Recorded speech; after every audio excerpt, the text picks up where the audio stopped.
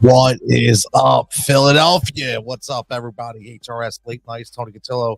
As always, make sure you're following, you're liking, and subscribing to the page. And little change up tonight, right? Little change up tonight.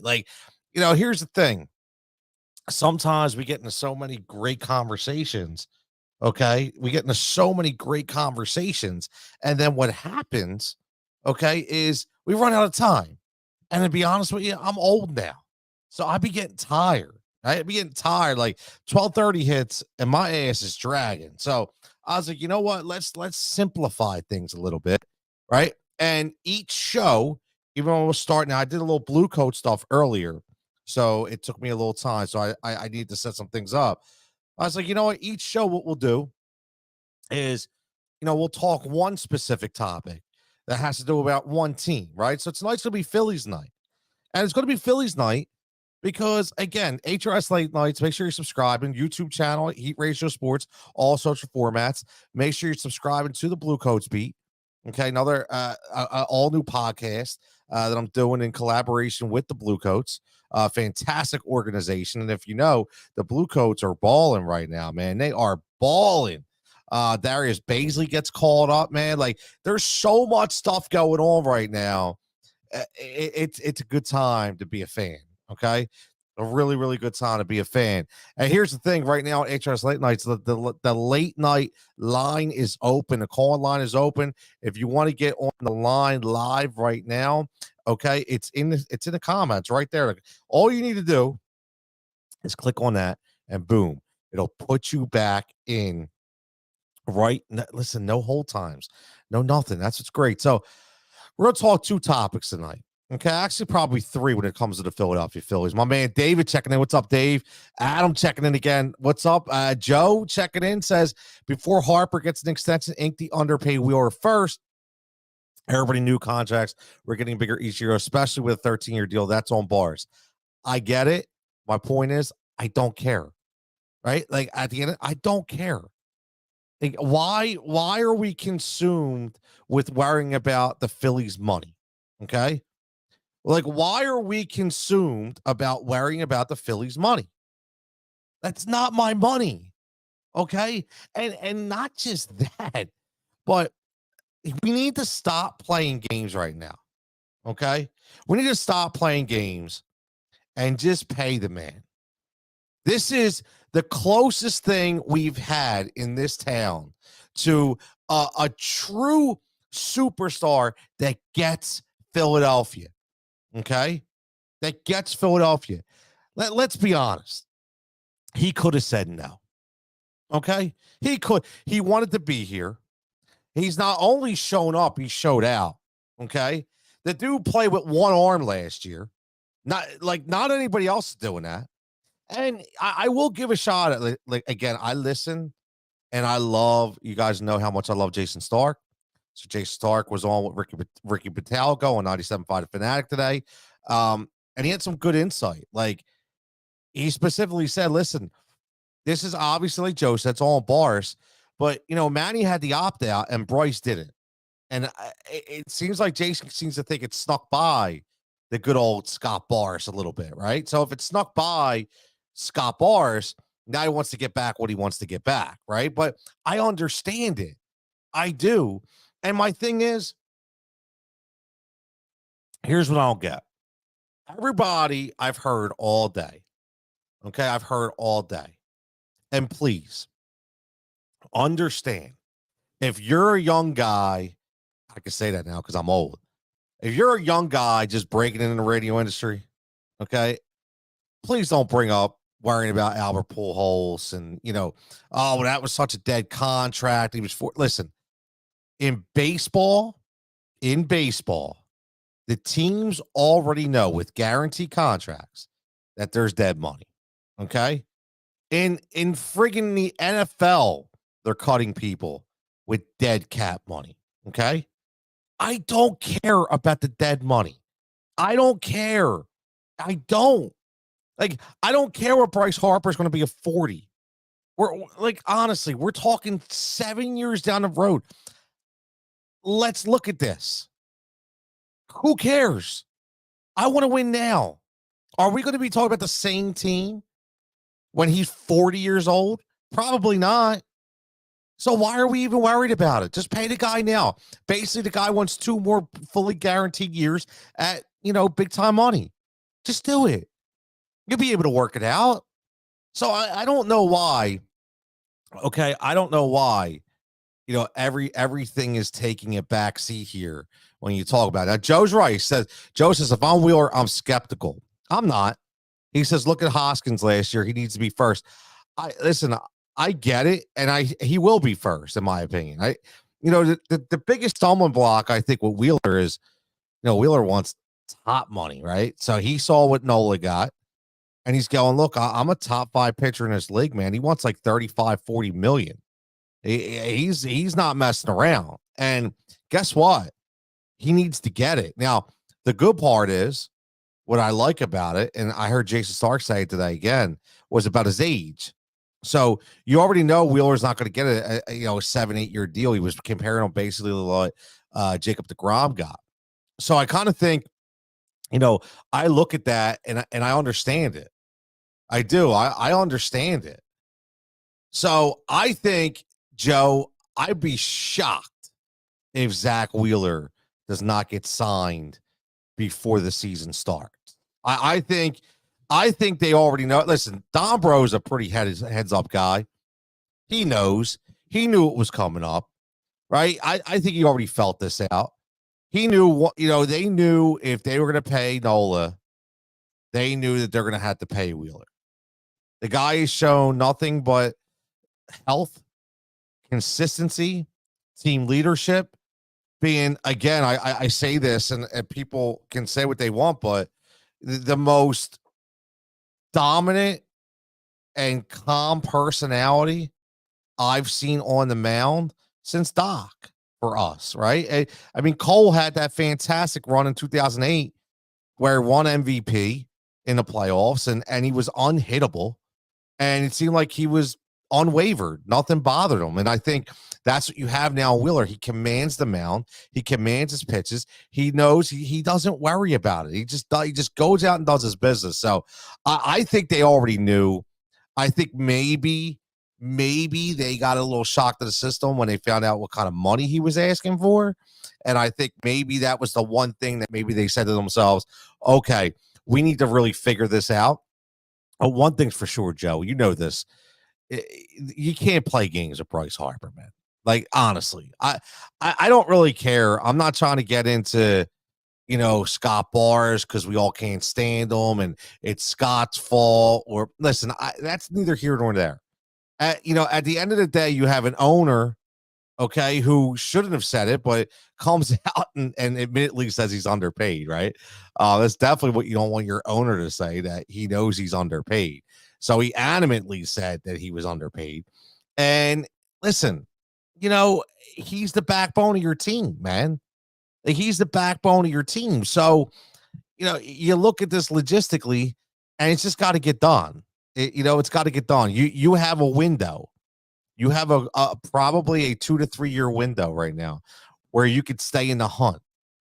And let's talk about, speaking of that, let's shift just 1 second and talk about the Whit Merrifield move, because I think this is a move that, is key, right? Whit Merrifield, and again, I understand this isn't Whit Merrifield of 5 years ago. I get it, right? I understand. Again, gotta give the guy out who gave the stat, Jason Stark, again. Like I said, I love Jason Stark because I know he's credible and he drops some legit shit, man. Seriously, like, he is the man. 82% contact rate. That's what Whit Merrifield had last year. Highest in baseball. So you essentially traded Rhys Hoskins for Whit Merrifield. Whit Merrifield's going to play multiple positions. Whit Merrifield is also going to allow you the opportunity to get Schwarber out of left field. Okay. There's so many different things. Harper at first base prolongs his career. We already know that. It's very easy to understand why this was such a good move. Not to mention that their bench stunk. Okay. Their bench stunk. Essentially, this is what they always envisioned Scotty Kingery to be, right? But Scotty Jetpacks just can't play at this level. So, again, Joe's got a good point here. Joe's got a great point. This is why I love the audience, man. Listen, one thing's for damn sure. Whether it's streaming, whether it's radio, whether it's TV, you are nothing without the audience, okay? I don't buy into all that bullshit about callers and, Joe from Mayfair and Tom from Hatfield and all that kind of stuff. But, like, seriously, all kidding aside, like this is something I don't even think about. I didn't even think about it. It's a brilliant point by Joe. He says Dombrowski made a mistake saying he offered a huge amount to Yamamoto, who is unproven. Wheeler is going to get bank as he should. That's a great point. They tipped their hand, man. No poker face there for Dombro, right? No poker face at all. That was that was probably when it kind of heated up too, Joe.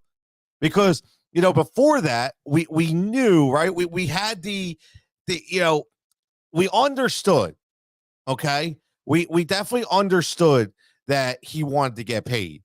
But you're right. When that comes out and that news comes out and Dombro makes that point saying they offered this huge amount of money, Wheeler's going like, yo, man, what about me? I've been the best pitcher you had the last 2 years. Man, the last 2 years.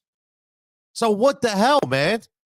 Now, Joe says, hope Thompson doesn't stupidly platoon Stott to start the season, have Merrifield start against lefties. Yeah, I don't know what Topper's going to do. I don't know. I think the one thing I will say, Joe, the one thing I hope and I freaking pray that this is just not another player that they overutilize, right? Whit Merrifield is 35 years old. Now, again, he can still get it done, but he's not going to be the guy to steal 25 bases. He's not like, this isn't that Whit Merrifield. Okay. But this is better than what you got out of Michael Young the late in his career. Remember Michael Young? We all thought we were getting no, we got the bad Michael Young. Okay. He was shot. He was done. All right. That's not Whit Merrifield. Whit Merrifield can play. Okay. My man, no notes. My man Tom checking in. Probably just got off an A2D stream. He's probably, or he's just getting home from baseball. One of the two. Checking in. What's up, Tom? Yeah, I know you were talking about this, man. I know. I got to get on with Tom so we find out if he's a pay Bryce Harper guy or not. I gotta find out. I gotta see if we agree or no pun intended. Do we agree or disagree? Right? Shameless plug there. As always, love my man Tom. Adam second in says, so with Merrifield here and he can play different positions, that means Jake Cave. I sure as hell hope so. No disrespect to Jake Cave, right? No disrespect to Jake Cave, but that's not the guy I want up, right? That's not the guy I want any games. So Jake Cave, like why? Think about that, Adam. That's how bad our bench is that we're talking about Jake Cave. That's the thing. We're talking about Jake Cave. And Joe says, great point. And this is why I love Whit, right? This is why I love Whit. Look, hold on, David. Yeah, Tom Moore. Yo, man, A2D, buddy. No notes is showing up. Dave, right? So I remember Dave, remember you were like, hey, do you know A2D radio? Right? Remember you asked me that and I went on the whole spiel about the way I feel about Tom and them guys. Like I said, we don't always agree, but that's okay. It is what it is, man. It's a respect thing. That's the way this works. Now, Joe says Merrifield is going to be great with situational hitting. So sometimes it's something this roster drastically lacks. Hey, man, Joe, you know that. I mean, who would you rather have in a situation, Hoskins or Merrifield, right? I mean, it changes the lineup drastically. And I think that's what people are missing. People are so caught up with his age and people are caught up with you can't look at that. You have to look at everything as a whole, how this is going to change the lineup, how this is going to keep guys fresh. There's a lot of different things you need to break down when it comes to this move. And not only does he play outfield, he plays infield, and Alec Bone wins his arbitration case, and rightfully so. So I honestly think Bone, listen, again, I'm going to say it, and I'm going to continue to beat the Bohm drum. Okay, this is Alec Bohm breakout year. Okay, this is Alec Bohm breakout year. Okay, the protection he's going to have again around the lineup. That dude is so driven to be great. And, from getting over that ridiculous adversity that I still think people made way too much out of. Okay. When I effing hate it here. I get it. Right. He was mad. Like that was blown out of proportion. But the chemistry they have on this team and the drive they have on this team and the constant work ethic, what was the best part about this year? Before I even get the ball, think about this. What was the best part so far about this year? And yeah, I'm talking about spring training. What was the best part? Everybody's here. Everybody's here. Alvarado is here. Ranger Suarez is here. The new guys are like, everybody is here. Remember, we always had issues, whether it be somebody not being able to get here, somebody trying to recover from injury, something like there was always something. And this year, I'll tell you, it's nice to see everybody there. And Joe, I don't know if you saw this. I'm sure you did because you watch the same kind of things I do and follow the same accounts. But obviously we saw again, we saw the pictures of Johan Rojas in the offseason, and we got excited. I got excited watching him hit a ball. The other day he was hitting bat practice and he was squaring the ball up. His stance is completely changed. His stretch, okay, his reach, everything that we talked about, I feel like he really went to bat, no pun intended, but he really went to bat to basically say, guess what? I know I need to change. And can you imagine if Rojas can hit? I mean, this is why I'm so excited. Okay. This is why I'm so excited because again, there goes the word driven, right? Rojas, this isn't your average team. These guys aren't just in it to just be in it. These guys are in it to win it. And it's infectious. The leadership on this team is infectious. And this kid knew he was, he didn't just say, I don't care, whatever it is, what it is, it's another game. No, he went out and worked his ass off in the offseason. He bulked up, right? I mean, everything he did. Joe says, I follow Rojas. Dude is jacked and Santos that blamed him instead of the big bats. Listen, Joe, I 100% agree. It's so like 100% agree. And I'll tell you a story. It's funny. So my wife really likes baseball. Now, again, she doesn't know all the technicalities of it like me and you do. But it's funny. I go back to our conversation with me and her. She was so pissed off about him ending the game, striking out the bases loaded. Why didn't they pinch it, this and that? I said, man, stop getting mad at Rojas. Think about we were so like our team was never supposed to rely on a number 8 or a number 9 hitter to come through. We were supposed to be built on offense, and our offense failed us. Listen, Rojas was what he was. The whole reason why we were okay with Rojas in center field and bringing him up is because we were relying on those tremendously big bats and that huge offense that completely went cold. So, yeah, you're right, Joe. I said the same thing. Blame those big bats that had the same opportunity that fell short. That's who you blame.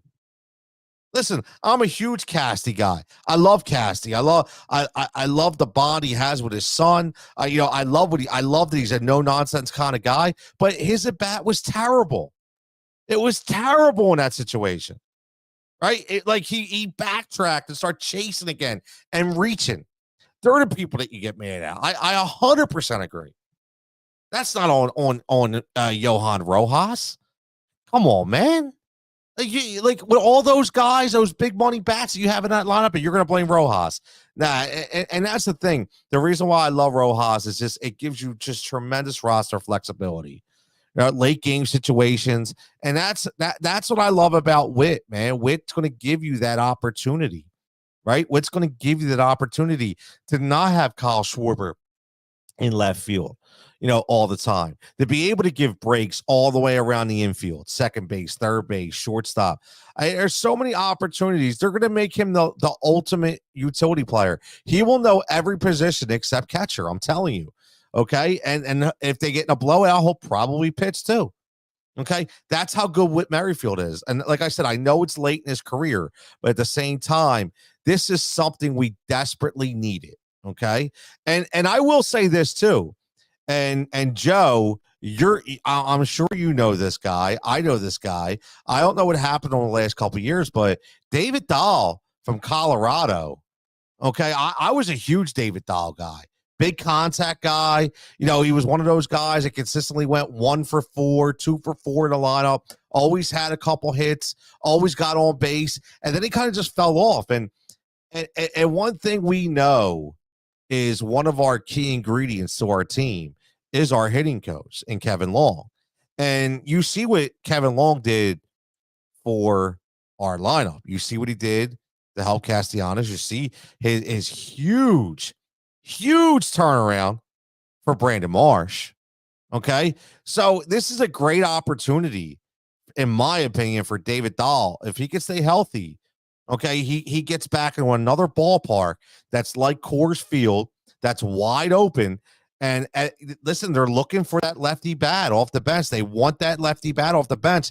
So I'm telling you people right now that Jay Cave, he will make you easily forget Jay Cave. David Dahl, if he can play, is going to be that guy. It's going to be that guy. Now, I would like to see them bring another guy in. I really would. I would like a nice big power bat off the bench. I don't think, from what I read and saw, Derek Hall's not ready. Okay, he's just not ready to be that guy. He needs to play. It's kind of like that Ryan Howard syndrome. Remember, when Jim Thome was here and he was kind of blocking Ryan Howard. So, it's that same kind of deal, right? This kid needs to play. It's hard for a hitter like that to just come off the bench and just instantly produce power and numbers, right? So I think in order to get that kind of thing, you need a guy like a Nelson Cruz, right? A guy that would just be like, yeah, I'm good, man. Put me in, coach, whenever you need me. Like, he doesn't need to be warmed up. He could just go in and roll. So I think you definitely have to look at that and find that opportunity. I don't want to go into the trade deadline, wait for that guy to break, because right now you have to look at this bench and say, if somebody goes down, right, obviously the first guy off the schneid is going to be Whit Merrifield. But what's after Whit Merrifield? Amundo Sosa, is Garrett Stubbs. Like, think about it. These are the people we're looking for and we're looking to help get us out of a predicament. So yeah, I think we definitely need one more. Okay. We definitely need one more. Now let's get some of these comments, because I love to kind of preview the show prior. And again, you can follow me on Facebook. Right now, I'm just under my name. I'm going to be changing it up. We're going to make this a fan page. I want to make it more like a group, in the sense that I like to have conversations, no BS, no ads on that stuff. So I asked about Bryce Harper. I said, I don't care about age or logistics. If paying Bryce Harper 2 more guaranteed years is what has to happen to make him happy, then so be it. I said, I'm not Angelo Cataldi. I say shut up and pay the MVP. Because Angelo came out and basically was telling people crying and stuff like that. So Joe says, good call about mentioning Hall. I think most forgot about him. Offers an occasional big swing pinch hit. Yeah, listen, I just don't think he's ready yet. I think he can come up, and that's the thing. I like his potential. I just think he needs to stay in a lineup right now. I think if we get him, into the summer, keep him down there in AAA, get him those steady at bats, bring him up for the big series now and then, call him up, call him down. When you have an opportunity to play him over a weekend, multiple games, I think that's how you kind of like you get him in. You know what I mean, Joe? You get him in, and then I think you get him ready for the end. The ending of the season when we get really competitive. Towards October. Probably like late August, maybe even like early August, right, All-Star break, and you start putting him on the bench. And then because now he's seasoned a little bit, right? He's warmed up, and I think that's what they have to do. And I think listen, I think the kid's got a bright future. I just think that he doesn't right now. He just needs to play, right? Because he's still trying to figure some stuff out, so he needs to play.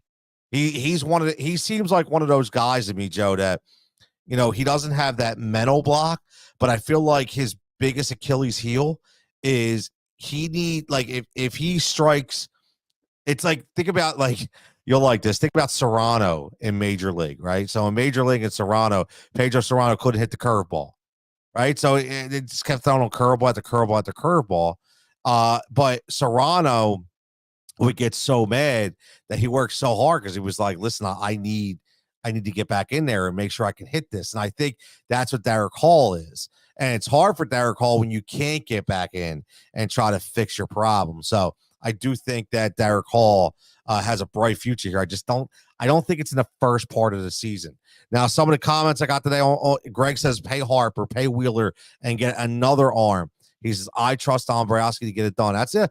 The other arm I think is key there. I still think the Eagles. I still think the Phillies need another arm. I would not be opposed to Jordan Montgomery on a on a couple year deal, and that's the thing. Like when you think about it, this is where people get a little crazy. They're so worried about, well, what if it's too, you can never have too many. Stop with the what if it's too much? What if Spencer Turnbull turns out? What if one of the young guys? So what? That's a great thing. You mean to tell me that you're not going to have a period where there's no, IL stint for a Nola or a Wheeler or a Suarez? Come on, man. You're kidding yourself. Of course there's going to be. It's the way baseball is. Listen, these guys have been weighed on heavily over the last couple of years. They've pitched a lot. They've snuck in the wild card, the playing game. Like they play more games than any. Right, that's on those arms, those extra, 1 or 2 game innings that they had to pitch. So there's a lot of things you have to think about, man. Joe says so. Hall needs Kapler's good old Gabe, man. Gabe's curveball machine. He needs the bleaching too. We know that. We know he's an anal bleaching kind of guy, Gabe Kapler. My man Rich, friend of the program, as always, has paid a man. He's literally our MVP, and that will do it. Get it done. My man Daniel checking in.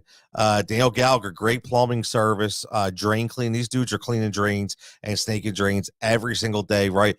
I live in Bucks County, right out of Bucks County. Great shop. Check them out. Like I say, Daniel's, I'll tell you right now, Daniel's Plumbing. Check them out, danielplumbing.net. You can check them out. They put the videos up there. They do it. Listen, I don't. I'm just telling you, like they can do some really good stuff. So make sure you check them out if you got some drain issues. My man Jim checking in says I should be tuning in tonight about midnight. He says I have a few Harper thoughts to share. Looking forward to it. My man Paul says Angelo is a joke. I hate him. Most overrated person ever. He sucked ass, man. Dolph, you really don't like Angelo. Our man Eric J. Texas says he's the face of the franchise. It's simple, right? I mean, to us, it's simple. It's 100% simple. Now, David wants to know who the Knicks should get in a buyout free agent, man. You know what? I'm going to be honest with you, David. I haven't even looked because I was so happy with what the Sixers have done, and that's not to throw anything. Like I still think the Sixers and the Knicks did some really, really, really good stuff. So I'm excited for both of them, right? But I just think that once the Sixers did what I needed them to do, and that's get Kyle Lowry. I'm still a Kyle Lowry guy, as long as they don't overexpose him and overuse him and overutilize him. I think they'll be good. Now, one of the biggest things I will say too about the Phillies this year is this team. The most important part to me was showing up. What was having them all show up to camp. But the most important thing after that, that's step one. Step two is we cannot keep playing and starting. We cannot keep starting off slow and looking forward to these playing games or the wild card. Like eventually, that's going to wear on you. Okay, and that's going to stop. And and we have to be careful, man. We have to be careful. Eventually, we're not going to be able to work the magic, right? Eventually, the Braves aren't going to choke. And that's the thing. Like we've had this window of opportunity the last few years, which has been absolutely fantastic. But the problem is we didn't win, right? We didn't win, so that's the issue. So and listen, we couldn't. Listen, the offense went cold a little bit last year, right? In the playoffs, that 100% could have been that they were freaking tired. This team has played so many innings, has logged so many innings. You have to be careful. These guys are human beings. They're going to get tired. Okay, they're going to get tired, and when you get tired, especially when you're at the plate, you drop your elbow, you drop your hands, your swing becomes compact but very slow, right? Very slow. That's the problem. So you have to be very, very careful with this start. We cannot go back, slide back, and just say, you know what, we're going to start something, but we'll be okay again. That mindset has to get out of here, man. Has to get out of here. Joe says Phil's April schedule, it is favorable. Reds twice, Pirates, and those laughable Angels. I'll tell you, man. I here's the thing about the Angels, and Mike Trout. I don't know if I should give him I give him respect for kind of like the Brett Brown effect, right? When Brett Brown was here for those couple years, like he was the corporate mouthpiece and he basically had to pump everybody up, even though the team knew the team sucked. It's the same thing with Mike Trout. Mike Trout's talking about loyalty, this and that. Bro, how about getting a ring? Like, screw loyalty at that point, man. Like, Artie Moreno had every opportunity while he was there and while you were there to be able to build and do what he needed to do. He never got exactly what they needed. Now, yeah, they had some injuries, right? They had some things happen, but never went all. It's total violation. Okay, not to steal my man Mike Missinelli's term, but total violation to allow Shohei Ohtani to leave. Like, you have to be kidding me. Right? Like, we're sitting here talking about paying Bryce Harper. Okay, playing about Bryce Harper, and here you go. And can you imagine if we let Bryce Harper walk like that? If that was Shohei Ohtani, like, think about it.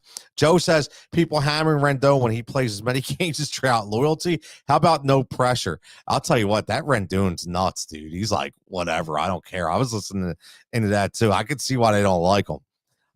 He's like, yeah, they're telling him it should be his priority. He's like, nah, it's not my priority. I could care less.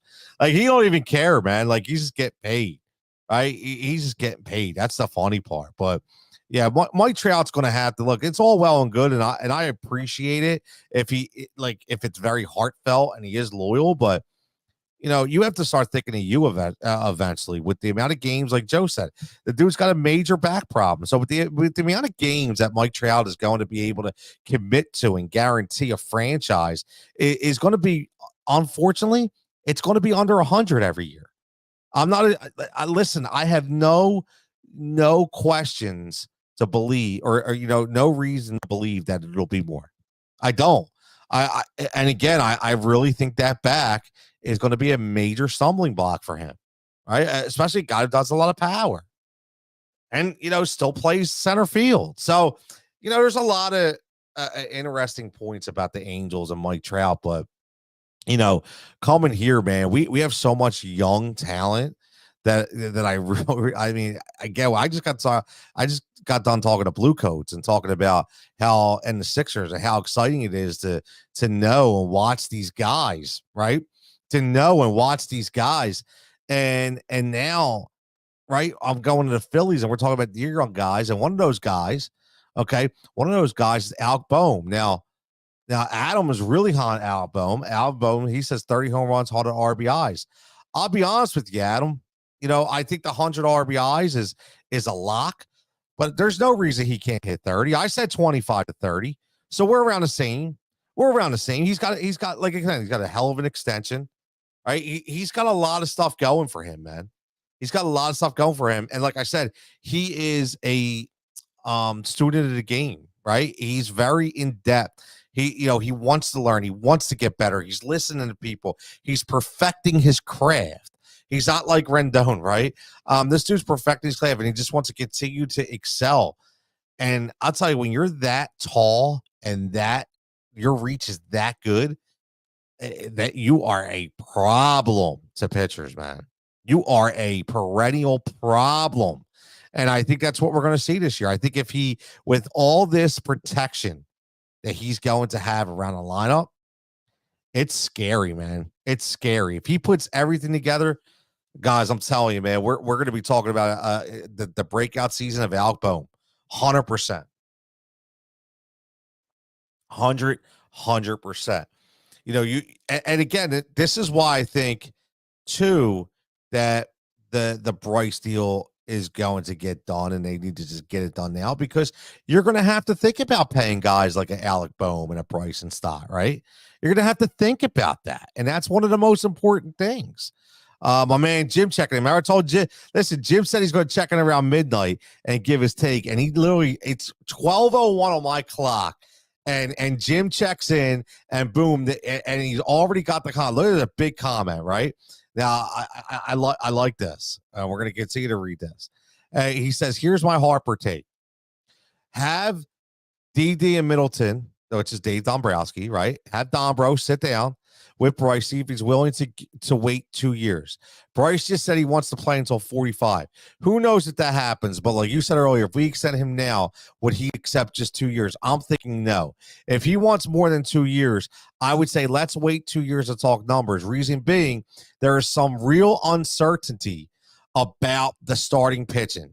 Will Painter come back as dominant? Can Mick Abel improve his control? And I don't disagree with you. Okay. I said I want another start pitcher in here, Jim. I agree. Like, they can't be done. Like, they're going to have to get an arm. Okay. They're going to have to get an arm. And listen, I think it's going to be interesting, right? Because if you think about it, the whole reason the Bryce Harper said he signed for 13 years and signed that long-term deal and no opt-outs, and he got everything the way he wanted it against his agent, Scott Barnes, by the way. But he got everything he wanted. But his main thing was, I want to make sure this team is competitive, and they will do whatever they need to do to win, right? So if you think about it, is he willing to back off? Right? Is he willing to back off? That's what you have to think about. And Joe has a good point. Yeah, I read that, it said that, he's already done this year, Andrew Painter. Not ready after Tommy John, man. Or you're getting Tommy John, so looks like he's shut down for the year. So I don't think it's a wasted prospect, to be honest with you. The way they do Tommy John surgeries now, I wouldn't worry about it. It just stinks because we expected him to contribute, at least in a bullpen, and now we can't get anything. So, again, definitely not what you want to hear, but I do know that we do have some really good pitching down there. So we'll see, man. We will see. But, like I was saying, Jim, it's going to be interesting. What does Bryce think? Will Bryce pivot and be like, look, we need pitching right now. I could wait a couple years. Or is he saying, look, because I'll be honest with you. I think the Bryce Harper way.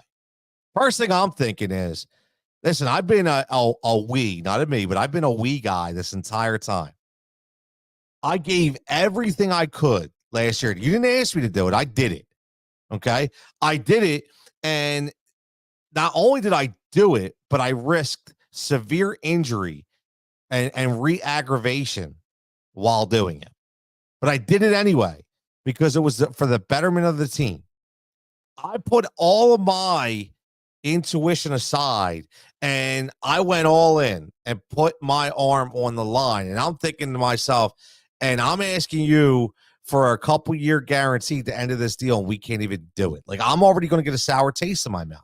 I don't care what you say. I'm already going to be hesitant about what I want to do going forward. And I get it before all the trolls come, I just locked in, but I can't. I understand, man. Calm down. Okay. For everybody, just relax. My man Chuck's probably, I'm waiting for my man Chuck to give me a comment, man, on my post. I know it's coming. He's going to say I'm an idiot, idiotic take. Why would they do it? Listen, I understand. He's got 7, 8 years left before you even talk about it. I get it. But think about how big that number is going to be 8 years from now. It's not, people, it's not going down. Numbers just go up. Salaries go up. They don't go down. Okay? They don't go down. Budget goes up. Salaries go up. They don't go down. Right? So they don't go down. So you can't, you have to look at it that way too. You have to look at it as saying, look, he is going, right? He's going to command a much bigger salary later on. And that's the most important thing. When, getting it locked up, making him happy is number one. Say what you want, but he needs to be happy. Okay. That is number one overall goal. Make Bryce happy. I want the least amount of frustration on his mind. I want the least amount of questions. I just want Bryce to be Bryce. Okay. And I think that's how we get the best out of him. Okay. Obviously.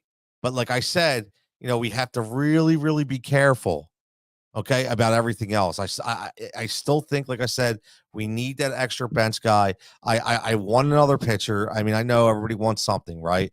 But I think that's where it's going to have to go. I think that's where it's going to have to go.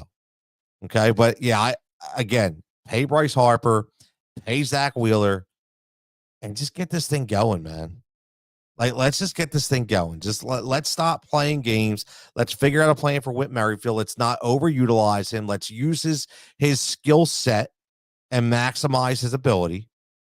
Right? Let's do that. Let's continue to utilize his skill set and not take this guy and expose him. Okay? He's 35 years old. He keeps himself in great shape. It doesn't matter. Right? You can't expose him. He has a role. He's at the stage of his career where he just signed a basically 1-year deal with an option, right? Like, prove it to me that you're like, if you're signing that, you already know, right? You already know. Wow, that's we're gonna come back to this one, Joe, at the deadline. But Joe says I wouldn't be surprised if Schwarber or Castellanos gets moved at the deadline for an arm. That's interesting. That would be like a bombshell, man. That would be like a bombshell, because people they've latched on to these personalities. I mean, I know for a simple fact, with the way they conversate and they collaborate with Castellanos, because of Liam and things. I mean, that's a big deal. Kyle Schwarber's another one, man. He's a fan favorite. So, listen, if people got mad about Pat Beverly, Jesus Christ, I can imagine what they're going to do with Kyle Schwarber if he gets moved. So a lot of interesting things to talk about. But like I said, I say pay the man. Let's do it. Let's give him what he wants. I don't care if it's him. I don't care if it's Scott Boras. It doesn't friggin' matter. Just pay the goddamn guy. Pay the piper. Man up, and let's run with it. Okay, and let's go to another Red October. That's all about, right? Let's go to another Red October. So, look, I think this worked out better tonight. I do. I wanted to get in some really good conversation about the Phillies, right? So I really like it. Now, tomorrow night, I want to talk some Sixers. I want to talk some Sixers and talk about the second half. So, get your mind, ready for some Sixers talk tomorrow night. I'm going to try to get Michael KB on. He came on with me in the beginning. He is fantastic. Okay, fantastic. So let me try to get Mike on tomorrow night. And if he can't go tomorrow night, well, then we'll pivot and we'll bring him on. If he says I can go Wednesday, we'll talk Sixers Wednesday, and tomorrow night maybe we'll do some Eagles. But I just wanted to my man David says Mike Trout's Mr. Angels. Yeah, but unfortunately it's not going to get him a ring. But I just want to kind of segment this up. I think it's a good idea. It's worked out perfectly. We had a great conversation, and I'm going to, for now, if you're on here, you're on Facebook, You can follow my personal page. I'm very active on there. I'd love to get in debates. I'm going to create a group so we can all be in there and we can invite new people in there. We don't have to go all over the place to get some conversation, right? So I do want to focus on that, which I'm doing. And I want to focus on shorter shows that just talk about one team specifically. But I also want to do one that's going to be a little different. So you're going to have, one night we're talking football, one, local and national. Same thing with basketball, same thing with baseball. But then the other one, I want to kind of be like, a little pivot, man. It could be anything. It could be wrestling. It could be college sports. It could be whatever it is, just kind of mix it up a little bit and make it, continue to make it fresh. So, but as always, man, everybody checking in. David, it says Angels will have great starts. They could. Adam wants to know how many wins over under 90 for the Phillies. I'm going to say over, Adam. I'm saying 92 wins this year for the Phillies. Yeah, I do. I think the schedule is favorable enough. I think they've done enough to get to that win plateau. So plateau. So I don't think that's going to be a problem. But again, man, everybody for tuning in, Joe, David, Adam, Jim, everybody checking in and enjoying the show, and my man Tom, Mr. No Notes, checking in. I know you texted me. I'm gonna check that in a little bit. Just a fantastic night. We did some Darius Baisley talk for the Blue Coats beat, and then we come back here on HRS Late Night. So make sure you're following and subscribing to the show and the socials, and we got a lot of other things planned as well. So we're gonna have fun with this, man. We're gonna have fun, and I appreciate the audience. I appreciate everybody checking in, and again, make sure you do one good thing for somebody tomorrow. That's all. Do one good thing. Make sure that you're helping somehow, some way. Okay, it could be taking out a trash can. It could be opening a door, because I keep saying this all the time. If we all would just do one good thing, okay, just think about how much better this world would be. Again, Tony Cutillo, HRS Late Nights. We'll catch you back here tomorrow night.